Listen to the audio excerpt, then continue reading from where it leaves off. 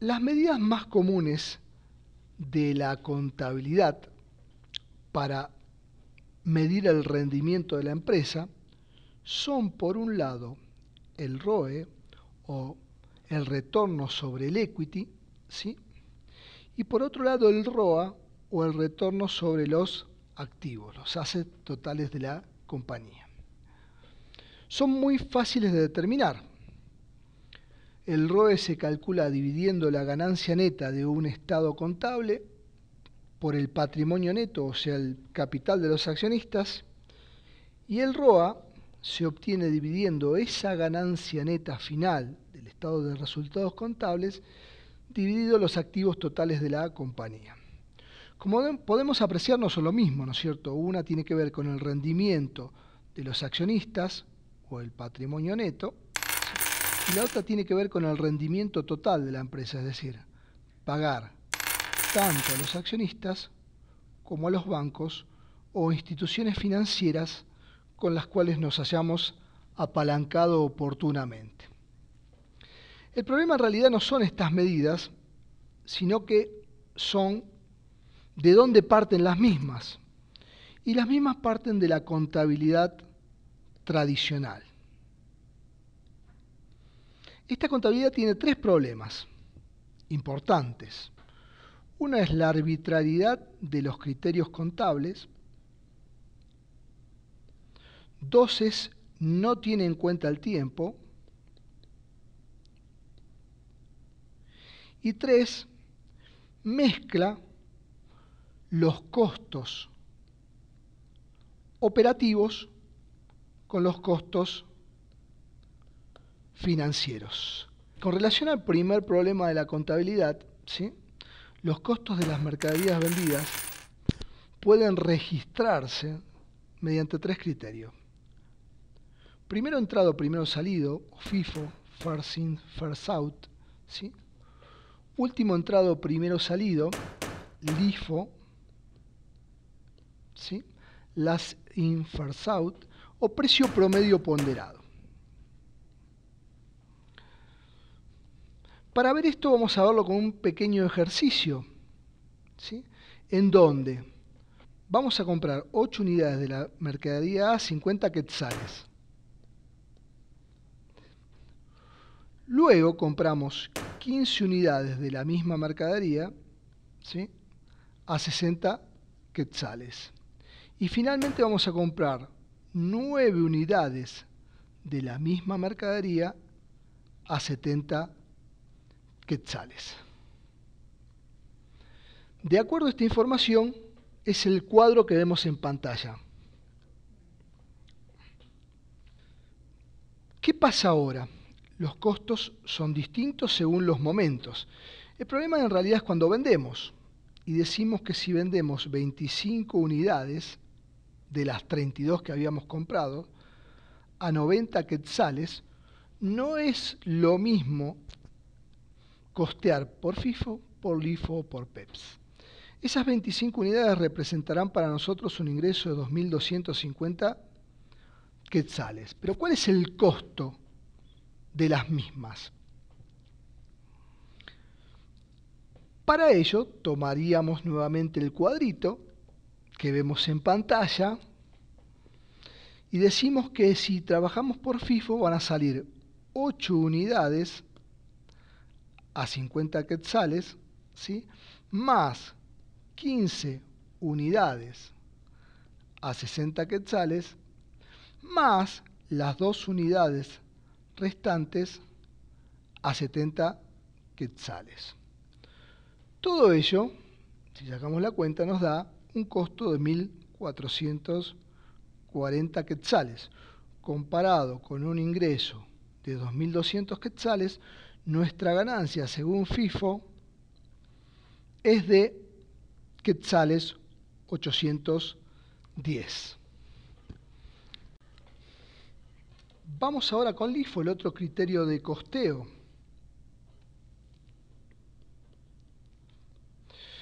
Si vamos al cuadrito nuevamente, para obtener las 25 unidades, decimos que vamos a tomar 9 unidades a 70 quetzales 15 unidades a 60 quetzales, ¿sí?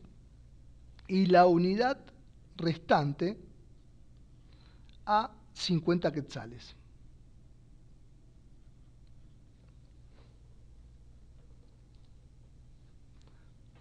¿Esto qué me da? Esto me da que el costo según LIFO sería de 1.580 quetzales. Si lo comparamos contra los 2.250 quetzales de venta, ¿sí? Esto me daría una diferencia de 670 quetzales. Volvamos al cuadro y vemos que según PEPS el costo es de 60,31 quetzales por unidad, ¿sí? Lo cual me indica que multiplicado ello por las 25 unidades por quetzales 60,31, eso me da 1.507,75. Si lo comparo contra los 2.250 quetzales, eso me va a dar 742,25 quetzales de utilidad. Por último, podemos comparar las tres utilidades de los tres criterios de costeo utilizados. Según FIFO, la ganancia es de 810 quetzales. Según LIFO, es de 670 quetzales. Y según precio promedio ponderado, es de 742,25 quetzales. Si ustedes recuerdan las fórmulas del ROE o del ROA, esto significa que si esta fuera mi única operación, tendría tres ganancias diferentes, los cuales me darían tres resultados diferentes de acuerdo a medir el rendimiento del patrimonio neto y tres resultados distintos de acuerdo a medir los activos totales. No solo ello, como vendí 25 de las 32 unidades, ¿recuerdan el cuadro? Eso me significa que las 7 unidades restantes a las 32 van a quedar valuadas a distinto valor según los tres criterios de costeo utilizados. Por lo tanto, también voy a tener problema en el denominador de las fórmulas que son los activos y el patrimonio neto.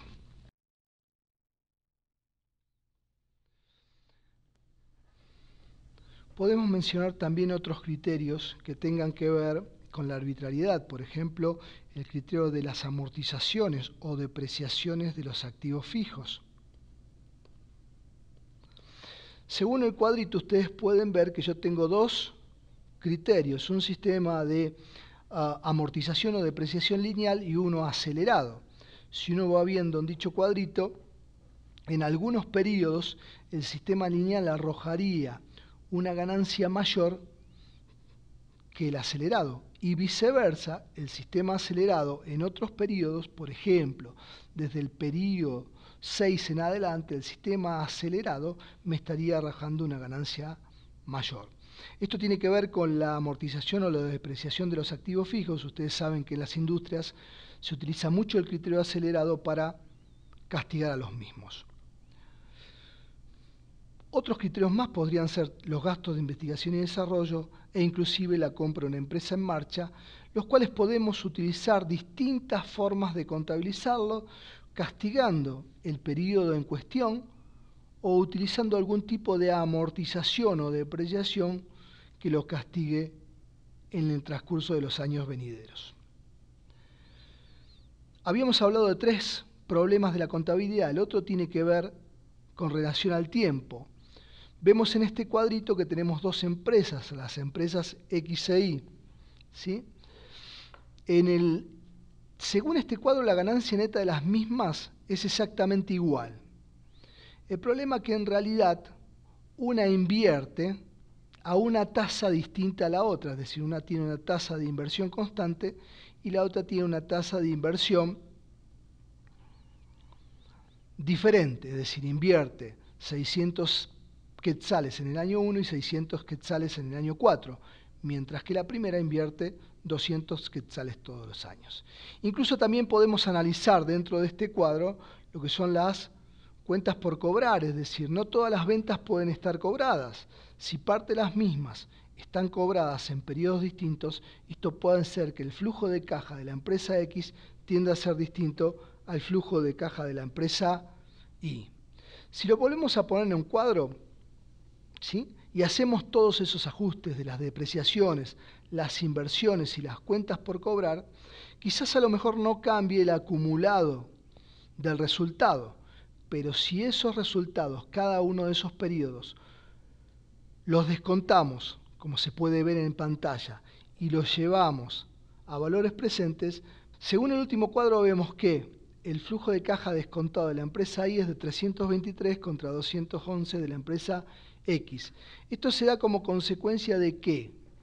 De que la empresa Y se manejó mejor con sus ventas, puesto que en realidad tuvo cobranzas más eficientes, tuvo dinero más corto que el de la empresa X y aparte gastó en mejor forma. Por lo tanto, dicho esto, vemos que el tiempo no está contemplado en la contabilidad, pero sí en un flujo de caja descontado. El último punto a tener en cuenta era la mezcla de los costos operativos con los costos financieros. Como vemos en la presente tabla, tanto la empresa X como la empresa Y, ¿sí?, tienen exactamente la misma cantidad de activos. La diferencia entre ambos es que la empresa X se financia en un 100% con capital propio y la empresa Y toma un 50% del capital total de capital ajeno. Venden exactamente lo mismo, gastan exactamente lo mismo, los costos son exactamente iguales, pero una paga intereses en función de ese endeudamiento. Con lo cual, si yo mido la empresa X, como ustedes pueden observar, según el retorno sobre los activos, vemos que tiene un 10% de retorno sobre los activos totales y la empresa Y tiene un 8,5%.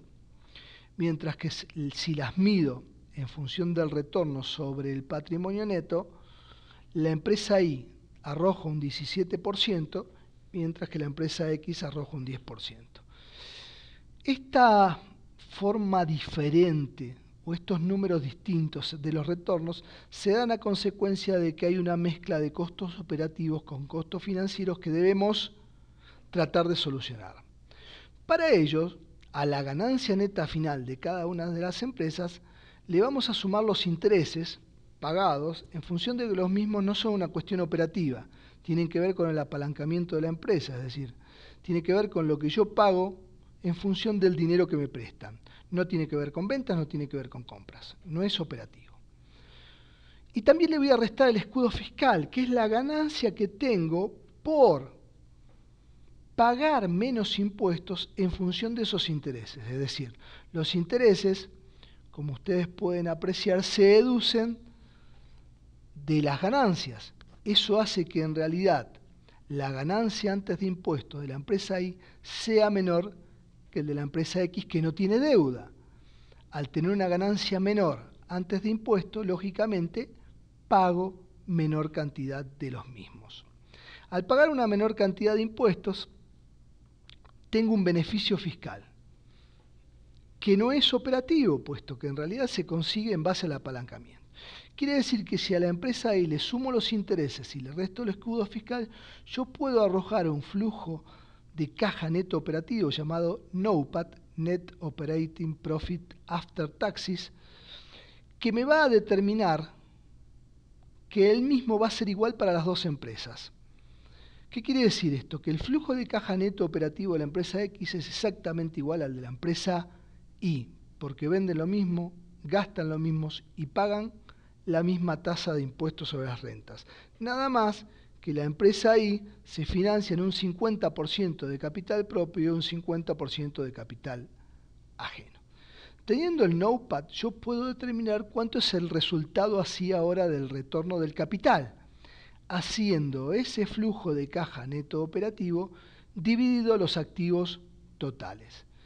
Si tomo el NOPAT, como ustedes ven, de 3.000 quetzales y lo divido por activos de 30.000 quetzales, eso me va a arrojar un 10% de retorno para ambas empresas.